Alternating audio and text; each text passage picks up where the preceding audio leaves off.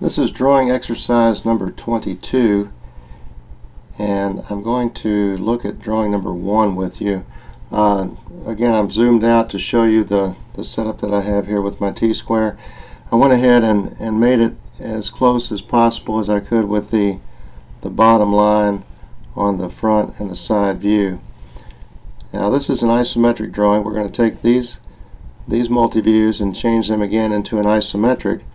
Now in the instructions it says to transfer the dimensions using a pair of dividers.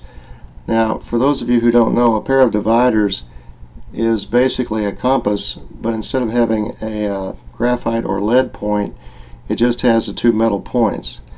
And we're not going to do that because they're not used very often, and it's just easier to measure with your scale. So we're going to take the dimensions from these multi-view drawings using our scale. So the width is going to be 1 3/4 or 1 3/4, and the depth is 1 inch, and the height is 1 1/8. And that's what we need to get started with our construction box. So I'm going to put my 3 axis lines down here.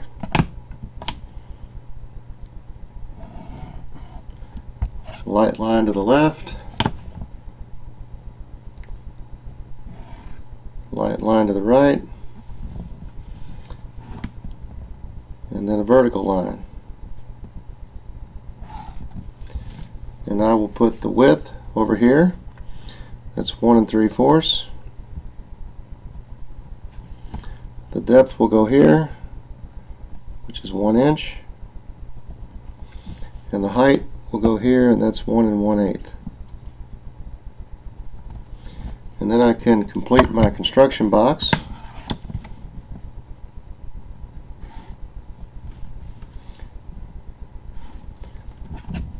Still in the habit of drawing a little too light for the screen.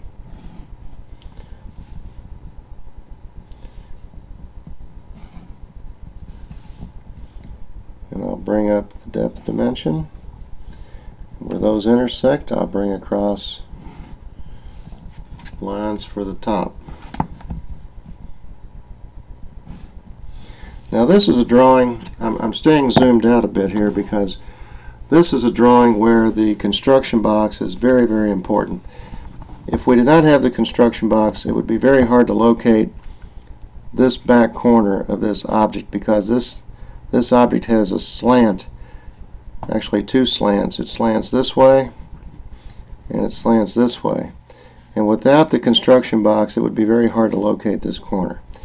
So now that we have it, it's very easy, because all we have to do is measure right here and see that it's 1/4 inch, and we know that this is up here in the very, very back corner of the object. So 1/4 inch will be right here, and that will give us that line that we see in the right side view, right at the very top of the object. And that's the only thing that we see at the very top of the object, is that one line right here. Okay, now let's drop down and look at what's on the front view. The only surface that we see on the front view, since this angles, the only part that's actually touching on the front plane is this surface right here. So we're going to, well, and then a line at the base of this angle that comes across. So I will have a solid line all the way across at the bottom that I can darken in. And then I'm going to measure up this distance, which is 3/8 of an inch, and put that right here, and that will project over 1 3/8. So 1 3/8 will take me to right here.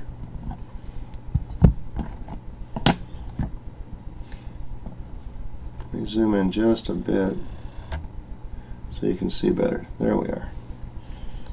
Okay, so I can bring this point up lightly, bring this one down,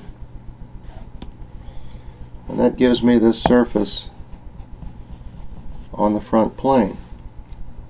Now on the right side view, on this plane, if I look down, the only portion that's actually touching on that plane, if we look at this angle, if we look at this, how this part slants back, we can see that this would be the only surface that would be sitting on this plane. So I'm going to measure the height. Actually, I can project it down. It's the same height that we had in the front. So I can project this to the corner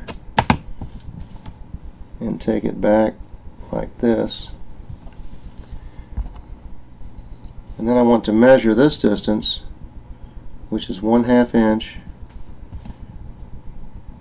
Remember, we can measure on the isometric axes. We cannot measure anything that crosses those axes.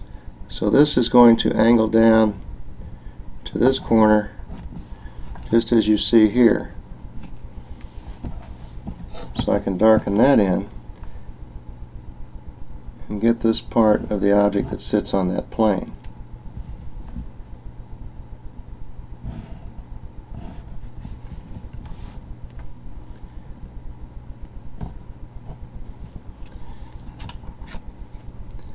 And I can go ahead and darken in this piece that sits on the front plane.